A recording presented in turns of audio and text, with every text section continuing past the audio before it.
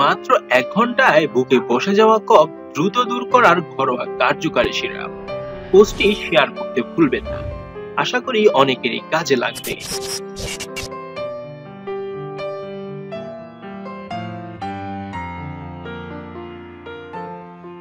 না ঠান্ডা না গরম, ঋতু পরিবর্তনের এই বিরক্তিকর সময়ে নানা ধরনের শারীরিক সমস্যা লেগেই রয়েছে।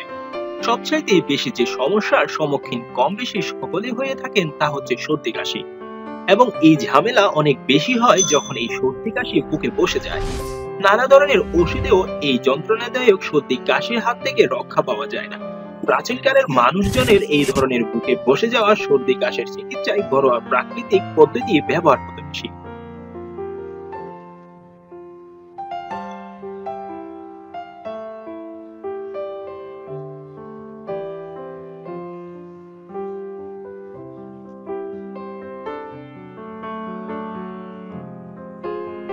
এবং বেশ দ্রুতই মুক্তি পাওয়া যেত এই সমস্যা থেকে।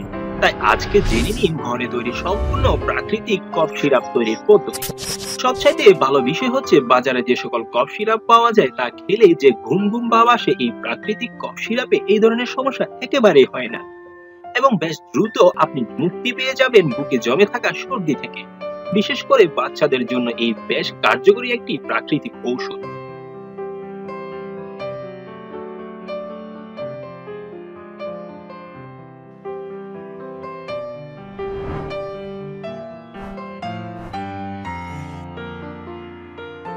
উপকরণ: 1 টেবিল চামচ জষ্টি মধু,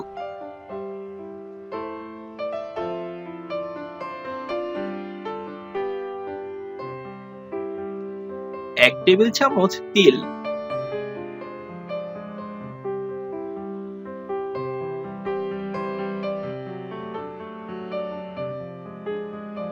1 স্লাইস লেবু, 250 মিলিলিটার পানি। চিত্রে যে সকল ছবি দেখানো হচ্ছে এগুলি হচ্ছে সে সকল উপকরণ। 250 গ্রাম ব্রাউন সুগার বা 1 কাপ ম্যাপেল সিরাপ। পদ্ধতি: পানি একটি প্যানে ঢেলে চুলায় গরম হতে দিন। এতে দিন ব্রাউন সুগার বা ম্যাপেল সিরাপ। পানির সাথে পুরোপুরি গলিয়ে মিশিয়ে নিন। এরপর চুলার আঁচ একেবারে কমিয়ে দিয়ে বাকি উপকরণগুলো দিয়ে দিন। অল্প আছে 15 মিনিট চুলায় রেখে জাল দিতে থাকুন মিশ্রণটিতে। 15 মিনিট পর চুলা থেকে নামিয়ে ছেঁকে আলাদা করে নিন। প্রতিদিন 3 বার করে 1 টেবিল চামচ করে এই সিরাপটি খান। যতদিন পর্যন্ত বুকের সর্দি একেবারে দূর হয়ে যাচ্ছে এভাবে খেতে থাকুন। দেখবেন বেশ দ্রুতই সর্দি থেকে মুক্তি পাবেন। এই সিরাপটি ফ্রিজে রেখে সংরক্ষণ করুন।